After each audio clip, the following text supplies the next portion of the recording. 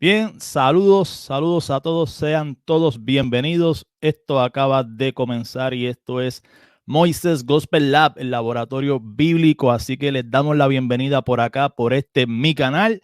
Si no se ha suscrito, lo invitamos a que busque por ahí, busque el botoncito, píquele al botoncito donde dice suscribirse y también active la campanita para que reciba una notificación que le dice, bueno, por allá está Moisés Morales en Moisés Gospel Lab, transmitiendo en vivo desde aquí, como siempre, desde la ciudad de Lakeland, Florida, el corazón y centro de la Florida central de aquí de Estados Unidos de Norteamérica.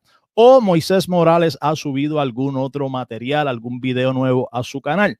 Te recibe una notificación, participa y se edifica a la vez, como ya lo hacen algunos hermanos que nos saludan a través del chat. Así que quedan todos saludados a los que se están conectando en este momento, también los que van a ir conectándose a medida que va transcurriendo la transmisión y los que prefieren verlo luego de manera diferida. Así que, como siempre, estamos por aquí tocando temas de interés para la comunidad cristiana y temas que puedan resultar relevantes, positiva o negativamente. En esta noche vamos a hablar entonces con relación a lo que hemos titulado la veneración evangélica por el Estado moderno de Israel, por el Estado moderno de Israel, evangélicos que veneran a Israel, evangélicos que veneran a Israel.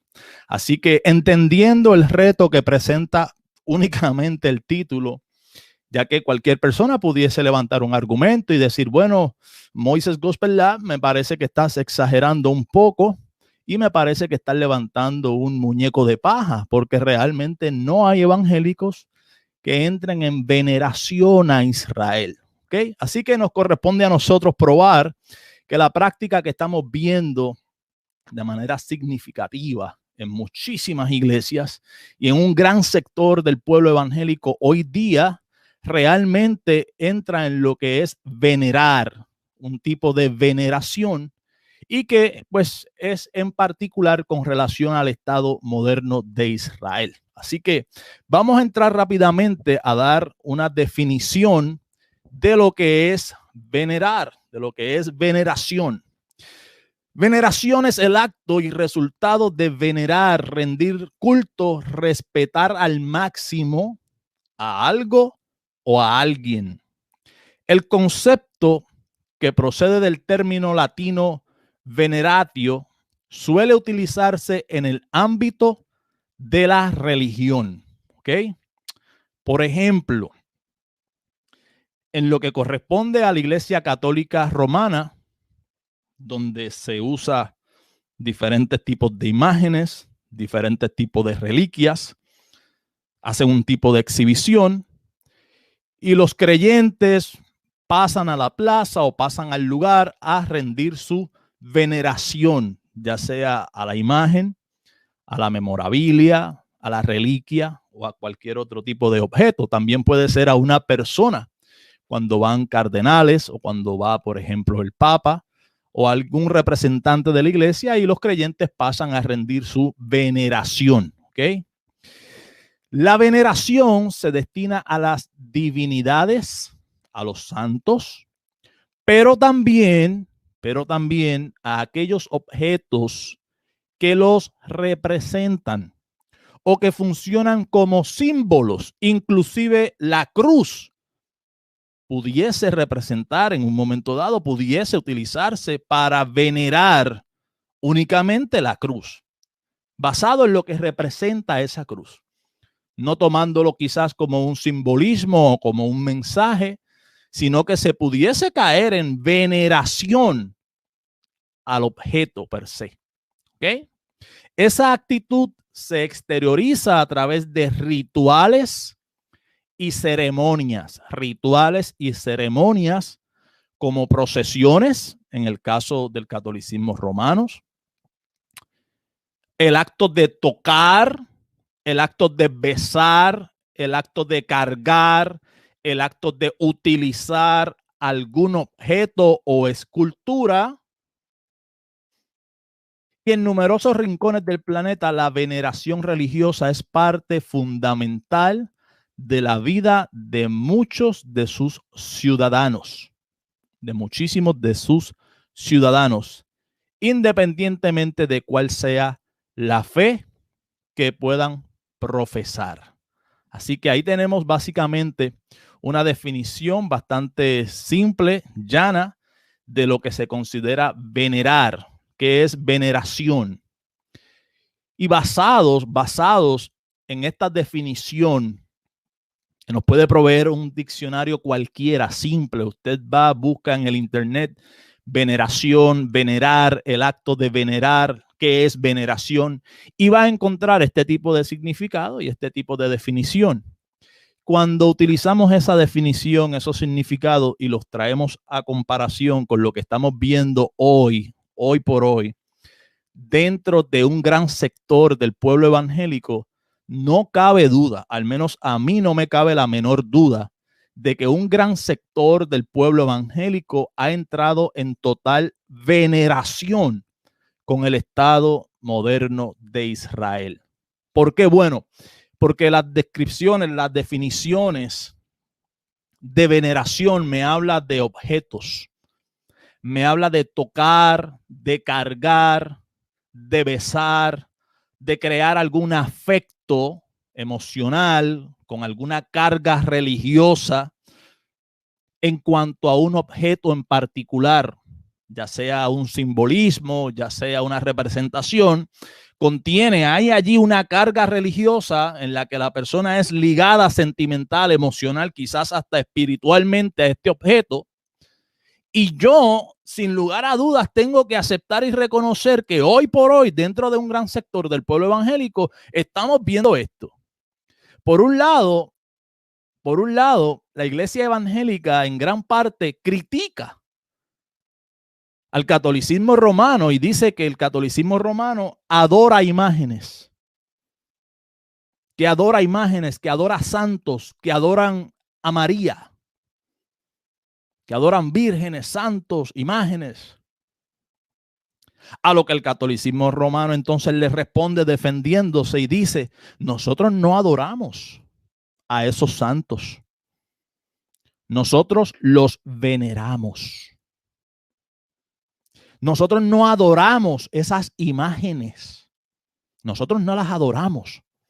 Para nosotros son una representación que veneramos porque representan, simbolizan algo. Pero en realidad no es que adoramos esa imagen, ¿no? Esa es la defensa del catolicismo romano.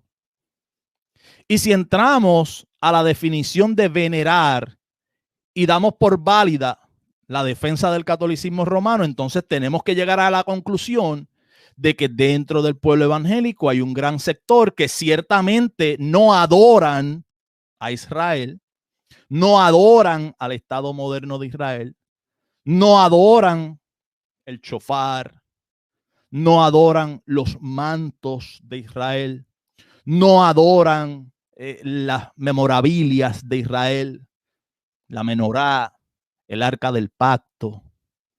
No adoran los paños, los colores, la bandera de Israel. No, no es que la adoran, es que la veneran.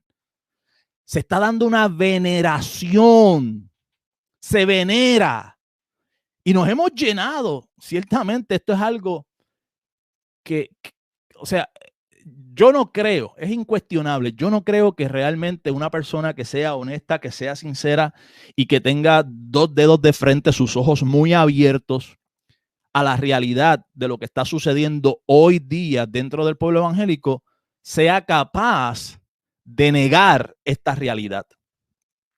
Porque estamos viendo todo tipo de prácticas que tiene que ver de una manera u otra con el Estado moderno de Israel. Así que yo creo que el título se justifica.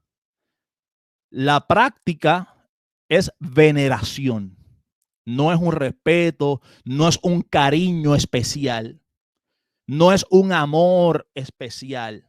No. Algunas personas disfrazan esta veneración y dicen: no, es que les tenemos un aprecio especial. Ese pueblo guarda un lugar especial en nuestros corazones. Y sencillamente están justificando y están escondiendo una veneración. Y veneración e idolatría van de la mano. prácticamente porque entran en adoración. Lo que es veneración es prácticamente un equivalente, pudiésemos decir quizás a una menor escala de adoración, y si usted está adorando algo que no es el único Dios verdadero, es idolatría, ¿no? Y es lo que estamos viendo. ¿Cómo lo estamos viendo, Moisés? Bueno, ¿quién me puede negar que un gran sector del pueblo evangélico ha sustituido, ha reemplazado las cortinas de las iglesias, de los templos, los han reemplazado? Es necesario que las cortinas sean blancas y azules, porque esas son las cortinas del pueblo de Israel. Esas son las cortinas que representan al Estado moderno de Israel. Esos son los colores, el blanco y el azul.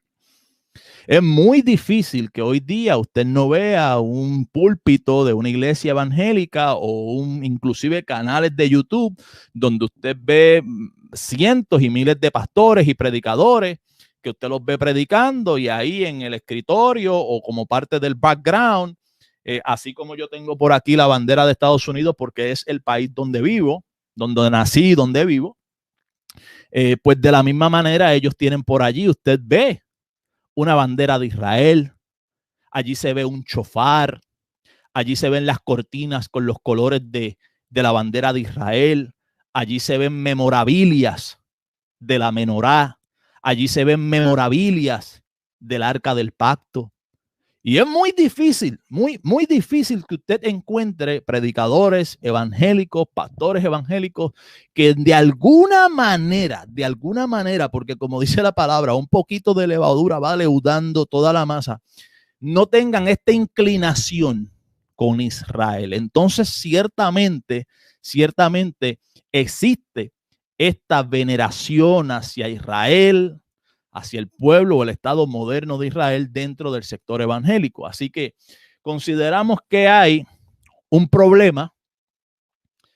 Necesitamos conocer la causa o las posibles causas, y entonces de qué manera podemos relacionarnos con este problema, o de qué manera podemos quizás encontrar alguna solución.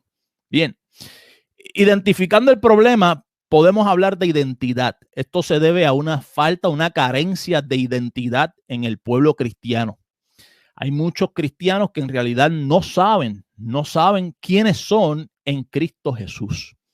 Y cuando hablan de que en Cristo somos una nueva criatura, todas las cosas viejas pasaron y aquí todas son hechas nuevas, lo dicen como una mera frase, como algo que se lo lleva el viento, no algo que realmente logran crear una convicción en sus corazones, que logran procesar, que logran interiorizarlo y comprender que realmente ha habido allí una regeneración, un nuevo nacimiento.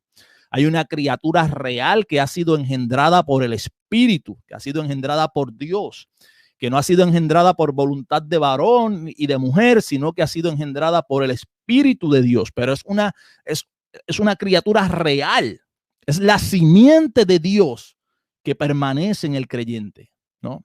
Es la simiente de Dios, es esa nueva criatura conforme a la naturaleza de Cristo mismo, conforme a la naturaleza divina, los hijos de la promesa, los que son nacidos del Espíritu. Y ante esa falta de identidad, al no conocer realmente quiénes venimos a ser en Cristo Jesús, pues comenzamos a buscar cómo identificarnos, qué etiqueta ponernos. Nos llamamos cristianos, pero el cristianismo es una religión judeocristiana, pero yo vi que en la iglesia hablan de Israel, y ahí comienzan a tomar un poquito de acá y un poquito de allá, y de pronto comienzan a identificarse más de lo debido tal vez con esa nación, porque así lo van aprendiendo. De esta manera lo han ido aprendiendo, de esta manera lo han ido absorbiendo, y así lamentablemente se continúa propagando el error. Así que lo primero que yo pienso es que el problema se debe a esa falta de identidad, ¿Ok? Lo segundo que veo es que la causa, ¿qué puede estar causando esto? Más allá de la ignorancia bíblica, más allá del desconocimiento de doctrinas fundamentales como son el nuevo nacimiento, la regeneración, esta nueva naturaleza en Cristo.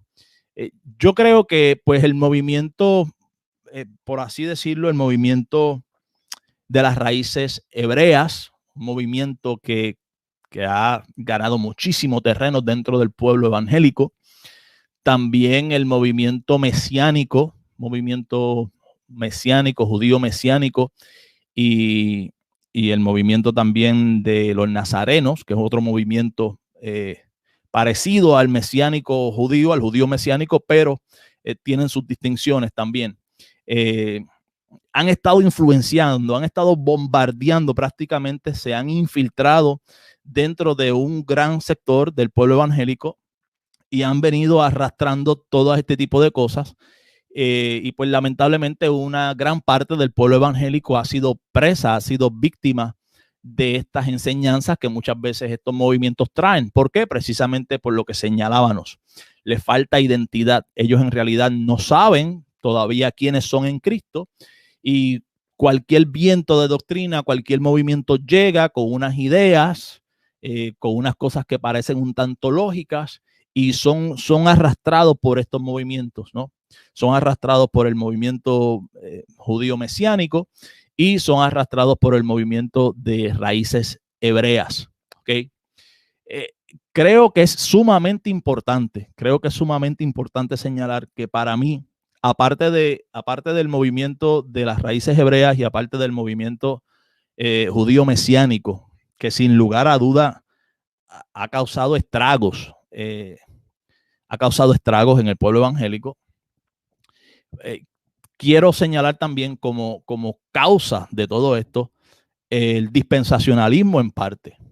El dispensacionalismo en parte porque, bueno, yo en realidad no he logrado ver un estudio donde se pueda analizar una relación, una correlación entre el auge que ha tenido el movimiento de las raíces hebreas, el movimiento judío mesiánico, dentro de este sector evangélico, ¿no? Unas estadísticas concretas, qué iglesias han sido más afectadas que otras. Pero a simple vista, yo puedo percibir una realidad, y es que las iglesias evangélicas de corte dispensacionalista son más propensas a moverse a estos movimientos como los que acabo de mencionar, raíces hebreas, judíos mesiánicos. Y si no se mueven totalmente, entonces comienzan a formular lo que estamos viendo, que esto sí realmente es una explosión lo que se está dando. Son iglesias evangélicas que no se mueven totalmente al movimiento judío mesiánico, que no se mueven totalmente, no se van completamente con el movimiento de las raíces hebreas, pero entonces crean y levantan un sincretismo, una mezcla. Esa mezcla donde los pentecostales, por ejemplo, continúan siendo pentecostales, pero ahora tocan el shofar. Continúan siendo pentecostales, pero ahora dicen shalom. Continúan siendo pentecostales, pero ahora ponen la bandera de Israel, ¿no? Continúan siendo pentecostales, pero ponen las memorabilias de la menorá, la memorabilia del arca del pacto. Continúan siendo pentecostales, pero ahora se practica la danza hebrea, ¿no? Se continúa siendo pentecostal, pero se promueven los viajes a Israel, porque esa es la tierra santa, ¿no? Y de allá de Israel se trae agua y se trae un poquito, unas botellitas de tierra para retener tierra santa. Y si esto no es lo mismo que hacen los católicos, con las reliquias y con los objetos y con los santos, entonces díganme ustedes qué es. Si no es lo mismo, entonces díganme ustedes qué es. En el catolicismo romano se veneran santos, se veneran objetos, se veneran memorabilias, se veneran reliquias, se tocan, se cargan, se besan. Y en un gran sector En un gran sector del pueblo evangélico hoy por hoy se hace lo mismo, pero con memorabilia del Estado de Israel, ¿no? Allá los católicos tocan las imágenes, pues acá los evangélicos tocan el chofar, lo tocan, lo cargan, lo soplan. ¿Eh? Allá los católicos romanos van y besan las imágenes, las besan. ¿Eh? Pues acá los evangélicos se ponen el manto. Usted los ve ahora que carga un manto así como si fuese una sotana o una bufanda, con los colores o con la insignia de la estrella de Refán, que dicen que es la estrella de David. Yo me parece que es la estrella de Refán. Pero esto es lo que vemos, ¿no?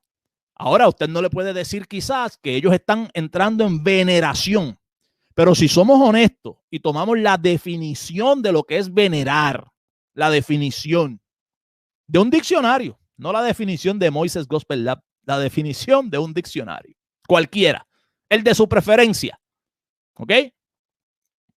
Y usted toma en consideración la práctica pagana del catolicismo romano y la analiza de manera justa, sobria, honestamente, tenemos que llegar a la conclusión de que ciertamente hay un gran sector del pueblo evangélico que está venerando a Israel y a muchísimos artículos, memorabilia, reliquias y objetos que tengan que ver con el Estado moderno de Israel. Eso es incuestionable. Eso es incuestionable. ¿Y por qué decía que el dispensacionalismo ha cooperado mucho con esto? Porque vea, para ser honesto, aunque yo no tengo una estadística en mis manos,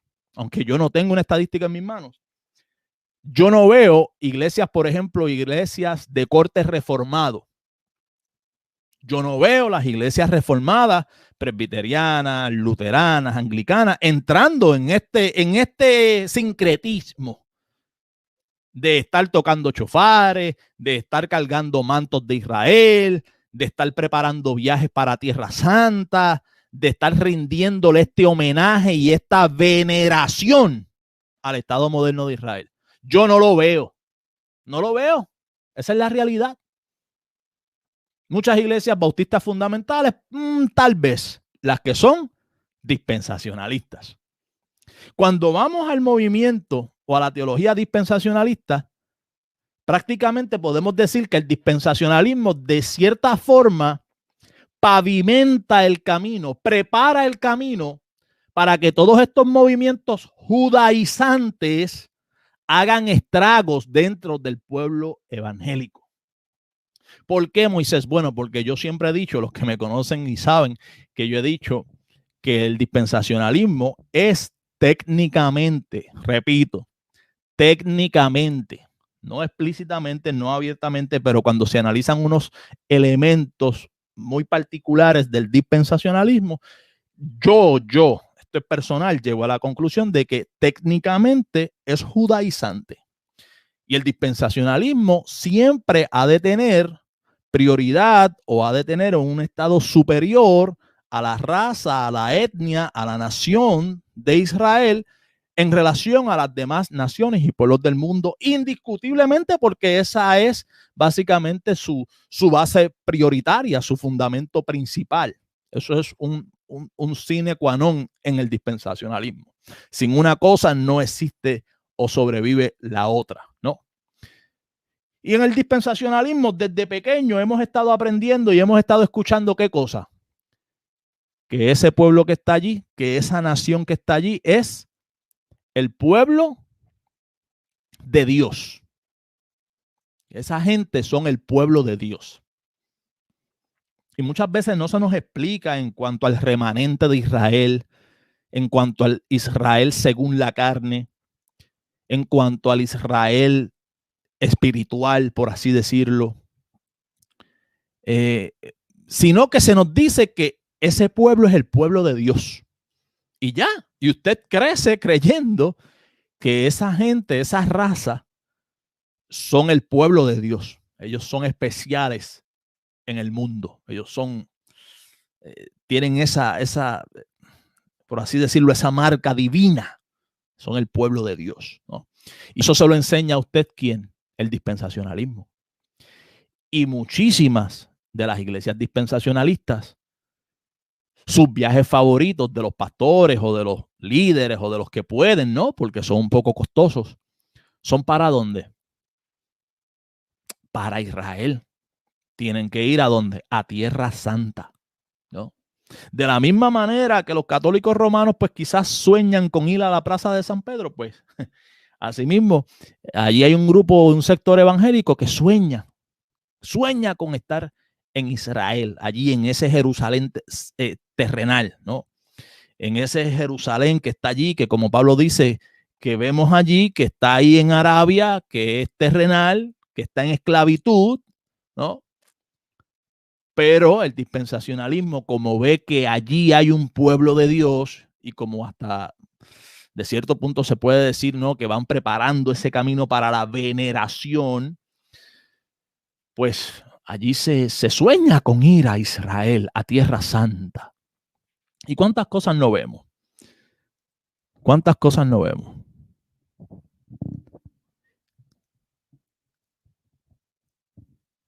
¿Sí se escucha? Ok, se escucha. Una persona me informó que no se escuchaba, de pronto digo, bueno, tengo problemas otra vez, otra vez. Así que, pero no, o sea, vemos esto, ¿cuántas cosas no vemos? Yo creo que es innegable, realmente es innegable que esté sucediendo esto hoy día dentro de un gran sector del pueblo evangélico. Vemos los viajes a Israel. Si ustedes conocen alguna otra acción que me puedan señalar, pues se lo agradezco. Vemos los viajes a Israel. En estos viajes a Israel, pues se visitan todos estos lugares históricos, ¿no? Si a mí me regalan el pasaje, yo voy. Tremenda experiencia, claro que sí, cómo no. Pero no tengo esa inclinación de que el territorio sea santo. No creo que el territorio sea santo como tal. No veo una conexión espiritual allí, no veo nada divino en el territorio físico, material allí. No, como experiencia perfecto, pero no de la manera y con el matiz que se está viviendo dentro de un gran sector del pueblo evangélico, ¿no? Y allí pues se compran las memorabilias y allí se compra un poquito de tierra para traer tierra santa. Y entonces tenemos cristianos que vienen cargando con potecitos, con poquito de tierra santa adentro, ¿eh? Cual si fuesen reliquias católicas, ¿ves? Por las que de hecho se pagaba gran suma de dinero, por tener acceso, por ver, por tocar, por cargar, por tener parte de esa reliquia, pues básicamente se está haciendo lo mismo dentro de un gran sector del pueblo evangélico, pero con el Estado de Israel, con todo lo relacionado a Israel, ¿no? Y allí van y si es vino, pues compran de Israel. Wow, tengo una botella de vino de Israel. Y yo tengo una botellita de aceite de Israel para preparar el aceite ungido, pero no con aceite del supermercado de aquí. No, ese aceite es de allá, de Israel. Ese es más efectivo porque se viene de allá, ¿no? Y esa es la realidad. Parece chiste y yo pues lo digo hasta cierto punto un poco usando de un poco de sarcasmo, pero es la realidad. O sea, es la realidad, ¿no? Vemos ministros. Yo he visto ahí a Candelita, yo he visto a Daisy Agudo, yo he visto a Gabito Rodríguez en Puerto Rico, yo he visto aquí en Haines City, aquí en la Florida, está el evangelista José O'Farrill. Creo que tiene una librería, On Fire, no fear, qué sé yo. Y usted entra ahí, usted lo ve en el internet y allí llegaron los mantos de Israel. ¿Sí me entiende? Esa es la realidad. Todo este pueblo lo que está viviendo es un sincretismo, una veneración. Usted los ve con la bandera de Israel, con los mantos, con las memorabilias, con el arca. Tienen el arca del pacto en tamaño pequeño, ¿no? A escala, chiquitito. Y no lo guardan en un lugar de su casa o como un recuerdo, como cuando usted posiblemente va a cualquier país de vacaciones y se trae una tacita, un llavero, un recuerdo, ¿no? Una memorabilia, sino que usted ve que para ellos es de alta estima. Lo ponen en los púlpitos o si están acá transmitiendo por un canal de YouTube, lo ponen en un lugar donde se vea, para que la gente vea que ellos tienen una menorá, que tienen un chofar, que se ponen el manto. Eso lo embiste de poder, de unción. Y esa es la realidad que estamos viviendo. Eso es una realidad. Así que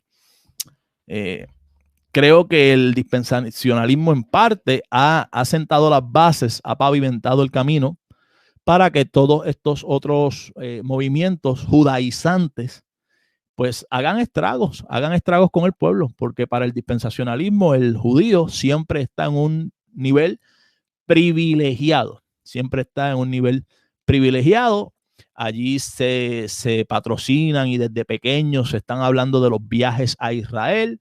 Desde pequeño se le dice a usted que Israel es el pueblo de Dios. Desde pequeño se le dice a usted que los judíos son un pueblo especial, que tienen una bendición especial de parte de Dios. Usted no sabe cuál es esa bendición especial, pero le dicen que es una bendición especial de parte de Dios, ¿no? Y todas estas ideas que va el dispensacionalismo clavando en uno, llega a un punto entonces en las que se chocan o se enfrentan a estos movimientos judaizantes y pues ya básicamente usted va de cabeza a ello. Es como cuando usted le van a poner una inyección, usted va al dentista probablemente, en el área donde van a trabajar le ponen una pequeña inyección o una anestesia, ¿no?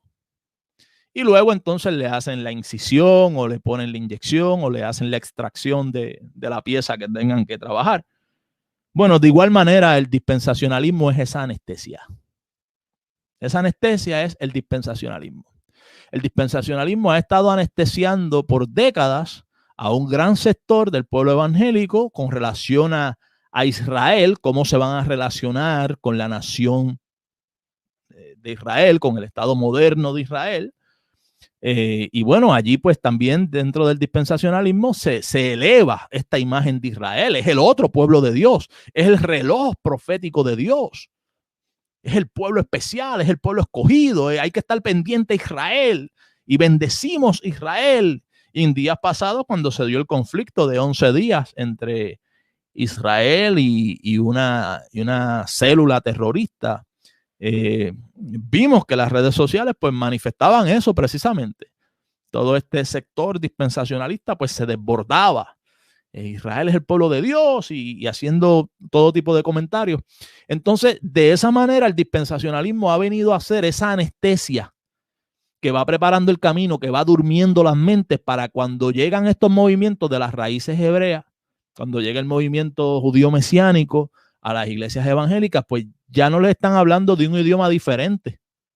Le están hablando un poquito más de lo mismo, pero entonces le hacen unas correcciones. Y lamentablemente estamos viviendo ante esa falta de identidad.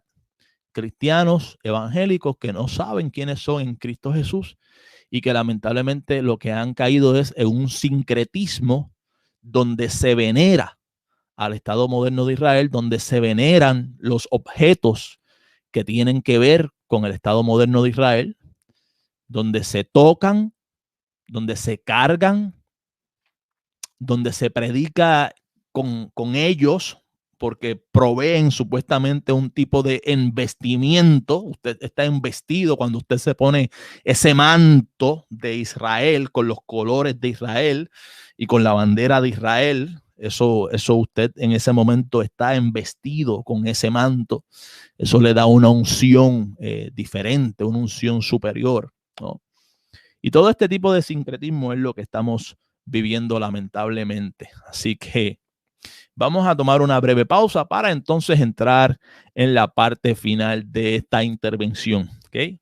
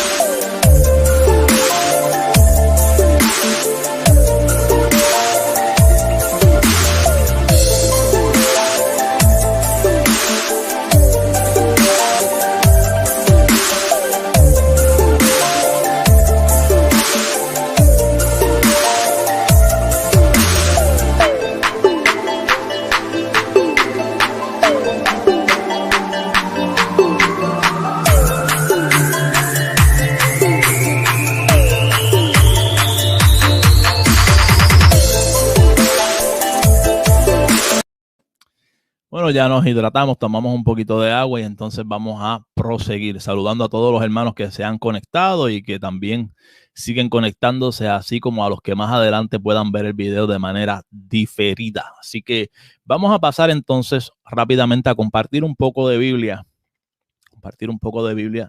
para ver qué tiene que decir la Escritura en cuanto a este particular. Okay. Vamos a compartir por aquí brevemente. Vamos a Romanos 15, versículo 26 al 27, dice: porque Macedonia y Acaya tuvieron a bien hacer una ofrenda para los pobres que hay entre los santos que están en Jerusalén. Pues les pareció bueno y son deudores a ellos, porque si los gentiles han sido hechos participantes de sus bienes espirituales, deben también ellos ministrarles de los materiales. Aquí vemos que el apóstol indicaba de que pues hubo una ayuda material, posiblemente económica, y que la veía bien, ya que consideraba que los gentiles se habían beneficiado de esas bendiciones, de esos bienes espirituales que originalmente habían sido administrados a través de la comunidad judía, y que si de alguna manera la comunidad gentil podía corresponderle ayudando también a la comunidad judía con bienes materiales, ¿no? Pues así debía de ser, Dice, son deudores a ellos, ¿no? Pero en eso no encontramos ninguna maldad, tampoco vemos ningún tipo de veneración, no vemos que sean superiores, no vemos que haya un elitismo judío allí, sino que Pablo dice, bueno, me parece bien, porque si los gentiles se beneficiaron de sus bienes espirituales, pues me parece que los gentiles entonces están en deuda, pueden ayudar, deben ayudar también con los bienes materiales a los judíos. De esa manera, pues se trabaja mancuernadamente y como decimos nosotros, con una mano se limpia la otra, ¿no? Romanos 11, 17 y 18. Dice, pues si algunas de las ramas fueron desgajadas y tú, siendo olivo silvestre, has sido injertado en lugar de ellas y has sido hecho participante de la raíz y de la rica savia del olivo, no te jactes contra las ramas, y si te jactas, sabe que no sustentas tú a la raíz, sino la raíz a ti. Entonces, bíblicamente, ¿qué podemos señalar? Bueno, bíblicamente se nos señala que nosotros tenemos hasta cierto punto un sentido de responsabilidad con la comunidad judía. Podemos orar por ellos, debemos de orar por ellos, pedir para que la luz del evangelio también les alumbre a ellos. Si en algo podemos contribuir a estos ministerios que evangelizan a la comunidad judía, sería perfecto, ¿no? Y como dice Pablo en Romanos 11, que no debemos de jactarnos, o sea, no podemos vivir en una mentalidad de que nosotros fuimos alcanzados por el evangelio, mientras que muchos de ellos todavía permanecen en la oscuridad, no, sino que el consejo del apóstol Pablo es a que no seamos orgullosos, no se jacten, porque ustedes fueron injertados, ¿no? Manténganse humildes, ayuden, oren, cooperen, pero en ningún momento vemos absolutamente nada en las escrituras que nos manifieste una actitud de veneración, una actitud de reverencia, una actitud de que de alguna manera se nos señale de que ellos son diferentes, son superiores y que nosotros entonces debemos de venerarlos. No, eso no está en las escrituras, hermano. O sea, si usted ve iglesias, movimientos, denominaciones que tienen ese ideal y que de manera implícita, porque estas cosas no se dicen y no se hacen ni se practican de manera explícita, sino que de manera implícita van promoviendo el ideal de que ellos son superiores, de que hay que rendirle un culto, una veneración, hay que bendecirlos, hay que orar por ellos, hay que preocuparse por ellos, hay que vivir por ellos, hay que defenderlos a ellos. Es como un servicio a ellos, es como una veneración a ellos. ¿no? Estas son ideas, es un ideal que se va adentrando sutilmente y que implícitamente se va promoviendo por muchas iglesias y por muchas denominaciones. Eso no es escritural. Eso no es escritural. Lo escritural es que nos mantengamos humildes, que no nos jactemos en cuanto a ellos y que trabajemos mancuernadamente, ayudándolos también de la manera que podamos ayudarlos, orando siempre por ellos, sobre todo para que sean alcanzados por la palabra del evangelio. Eso es lo que nos enseña las escrituras, ¿no? Vamos también a compartir otra porción bíblica. En esta ocasión leemos en Gálatas capítulo 3. Vamos a ponerlo en printout para que salga completo. Versículo 27 y 28 dice, porque todos los que habéis sido bautizados en Cristo, de Cristo estáis revestidos.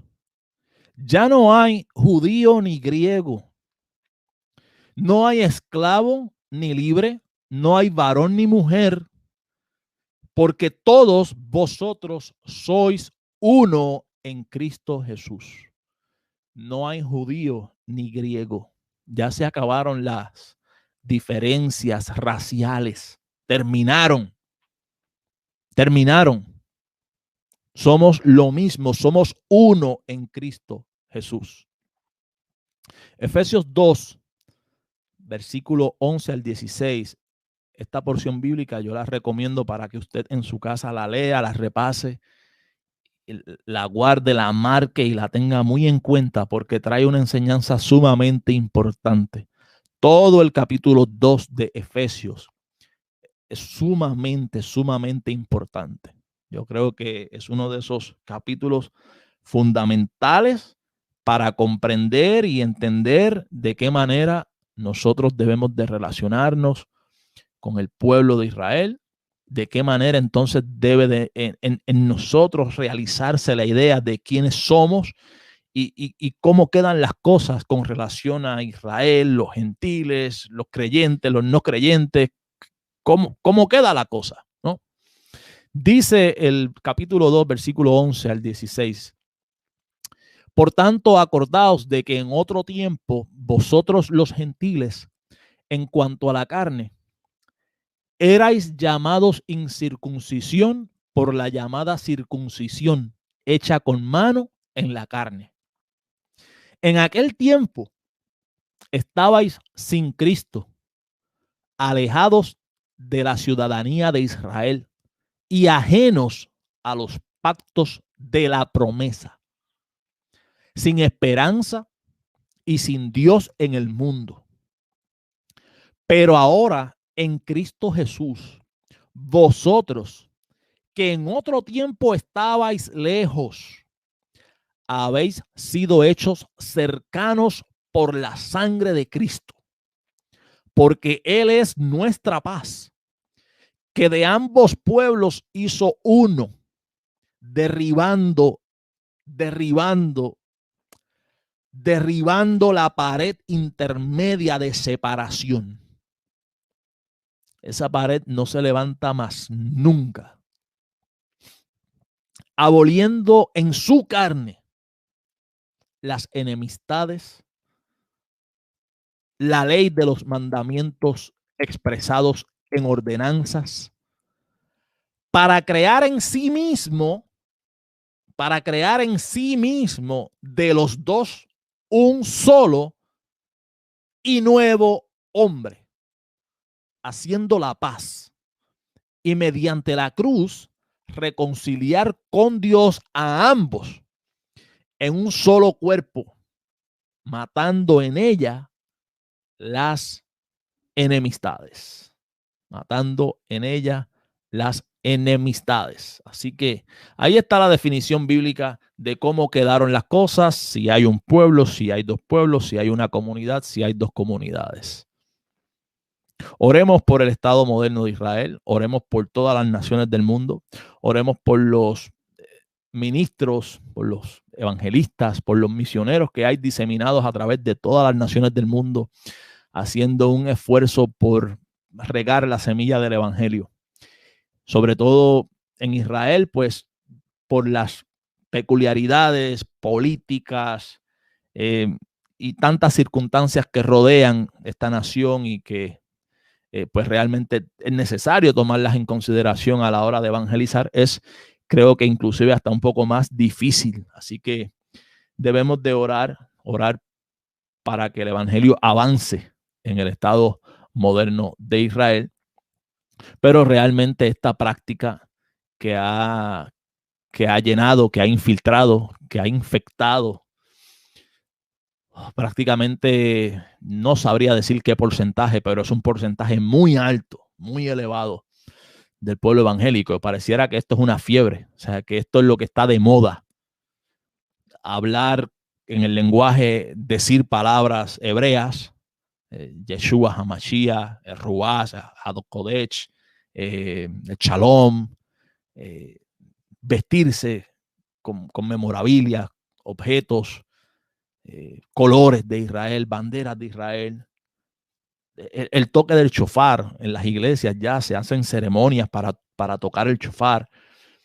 Hay ahora nuevos, ustedes saben que de todo se hace un ministerio. Bueno, hay ministerios que son para el toque del shofar. Ustedes saben que los pentecostales en tiempo atrás prácticamente la única danza que se conocía era los brincos y los saltos y lo que se llama dentro del pentecostalismo la danza en el espíritu. Luego de esto comenzaron a llegar una serie de dramas, pantomimas, coreografías, y entonces también llegaron las danzas en coreografía, pero ahora dentro de lo que es el sincretismo judaizante, ahora lo que se practica es la danza hebrea, ¿no? La danza hebrea, tenemos la danza hebrea, tenemos el shofar, tenemos las cortinas blancas y azules, tenemos la bandera de Israel, tenemos la memorabilia del menorá, tenemos el arca del pacto, ¿no? Y cuando usted entra a un templo de esto, parece que usted está entrando a la pequeña Jerusalén, ¿no? Los que han estado en la ciudad de Nueva York, por ejemplo, saben que hay un área de la ciudad de Nueva York donde pues se le llama la pequeña China o Chinatown, el pueblo chino, ¿no? Y usted va a Chinatown y usted cree que usted está en China porque los letreros son en chino, los negocios, las personas, bueno, prácticamente usted cree que está en China y se le llama así, se le llama Chinatown. Y al cruzar la calle, pues allá tenemos a la pequeña Italia, Little Italy. Y es precisamente por eso, porque una comunidad italiana, restaurantes italianos, banderas italianas, todos los colores, las comidas, todo hace referencia a Italia. Y por acá en Miami tenemos la pequeña Habana, ¿no? Y ahí es prácticamente lo mismo, pero con referencia a Cuba. Bueno, pues la mayoría de las iglesias evangélicas, hoy por hoy, usted abre la puerta, entra por esa puerta y de pronto usted piensa que usted está en la pequeña Jerusalén. En la pequeña Jerusalén. La bandera, el shofar, la memorabilia, el menorá, lo otro. Y de pronto salen diciéndole y hablándole también con palabras hebreas, Shalom, Yeshua. De pronto usted puede pensar, decir, bueno, esto no tiene nada que envidiarle a si existe en alguna parte, no, pues la pequeña Jerusalén. Y eso es lamentablemente lo que estamos viviendo. Una veneración de parte del pueblo evangélico al Estado moderno de Israel y a los objetos relacionados al pueblo moderno o al Estado moderno de Israel. Así que está fuerte eso. Yo creo que eso raya muchas veces en lo que es un tipo de adoración. Puede ser que se haga inconscientemente, pero igualmente están entrando a un terreno muy, muy delicado. Están dividiendo sus sentimientos, sus afectos en cuanto a creencia, en cuanto a fe, depositando allí un poco de fe, un poco de sentimiento, aferrándose un tanto a estos objetos, a ciertas prácticas, y me parece que pudiesen estar muy cerca, si no del todo, me parece que pudiesen estar muy, muy cerca de lo que es idolatría. y definitivamente están en una práctica de veneración. Están venerando a Israel sin lugar a duda.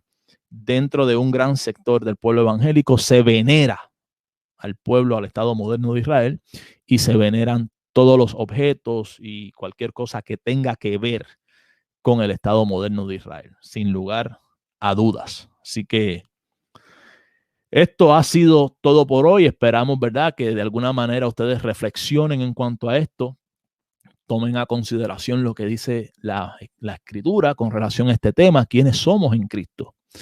Y no necesitamos rendirle veneración, honor, pleitesía o adoración, sino solamente a Dios y a nuestro Señor, quien es digno de toda la gloria, de toda la honra por los siglos de los siglos. Así que la semana que viene, algunas personas me comentaron en uno de los grupos, la semana que viene damos continuidad a otro video más para la serie escatológica. Así que los que estuvimos tocando la semana pasada con relación a la serie escatológica, de una manera muy resumida, para que sepamos por dónde vamos, estuvimos hablando de la escatología individual, de la escatología general cristiana, y en la general cristiana dijimos que la general cristiana se dividía en premilenarismo y postmilenarismo. El premilenarismo a su vez se dividía en premilenarismo histórico y premilenarismo dispensacional, mientras que el postmilenarismo se dividía entonces en amilenarismo y en postmilenarismo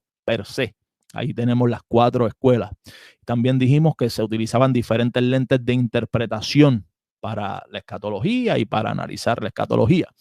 Ahí hablamos de un lente preterista, de un lente historicista, de un lente idealista, de un lente ecléctico y de un lente futurista. Y señalamos diciendo que dentro de lo que es la escatología cristiana, de manera general, hay algunas doctrinas que no son secundarias, que son fundamentales, y que otras pues pudiesen quedar como doctrinas periféricas. De esas que son fundamentales, señalamos al menos 4. La segunda venida de Cristo, la resurrección de los muertos, el juicio y el estado eterno, la eternidad. Esas 4 doctrinas son doctrinas fundamentales de la escatología cristiana. Y de allí también decíamos que de la igual manera que en la escatología individual, la muerte es el punto climático de la escatología individual, de igual manera la segunda venida de Cristo es el punto climático, es el clímax de la escatología cristiana general. Y en cuanto a la segunda venida, si ustedes recordarán, esa última entrada que hicimos, estuvimos hablando, analizando la segunda venida de Cristo, la doctrina de la segunda venida de Cristo, y si esta venida es en una fase o en 2 fases. Señalamos que el premilenarismo dispensacionalista tiene una propuesta de que la segunda venida del Señor se da en 2 fases, o son como si fuesen 2 venidas, una de una manera secreta por la iglesia y luego de una manera manifiesta con la iglesia. Mientras que el premilenarismo histórico, el amilenarismo y el postmilenarismo conservan la segunda venida del Señor como un solo evento, en donde toma parte también el arrebatamiento de la iglesia para recibir al Señor y dar paso a la próxima etapa, cualquiera que sea la próxima etapa dentro de las diferentes posturas escatológicas. Y hablábamos y decíamos que estas posturas se dividen por lo general con relación a la interpretación que hagan de Apocalipsis capítulo 20. En Apocalipsis capítulo 20 se habla de un tiempo, un periodo milenial, se habla de 1000 años, ¿ok? Así que para el próximo video que vamos a dar entrada a esta serie escatológica, vamos a entrar de lleno allí, a ese punto donde se dividen las diferentes escuelas escatológicas, al milenio. Y en cuanto al milenio, tenemos que buscar entonces estos 1000 años. ¿Son simbólicos o son literales? Y estos 1000 años, ya sean simbólicos o literales, cuando digo literales, digo solares o lunares, no cuantificables en días, meses y años. Y si son simbólicos o si son literales, ¿Se dan antes de la venida del Señor o se dan después de la venida del Señor? ¿No? Recordemos que era esa primera división la que se hacía, el premilenarismo o postmilenarismo. Así que de pronto vamos a tocar el asunto de los 1000 años y vamos a tratar de identificar primero cuáles son las diferentes posturas en cuanto a si es simbólico o si puede ser simbólico o si son literales, cuantificables en días, meses, semanas y años. Y cuál también ha sido la postura de la iglesia, las diferentes posturas, de qué manera la iglesia de manera histórica se ha relacionado con el término este de los 1000 años. Así que va a estar interesante. No se lo pierdan. Este ha sido su hermano Moisés Morales para Moisés Gospel Lab. Que Dios les bendiga a todos. Que la gracia y la paz del Señor esté con ustedes y con sus hogares. Yo me despido. Bendiciones.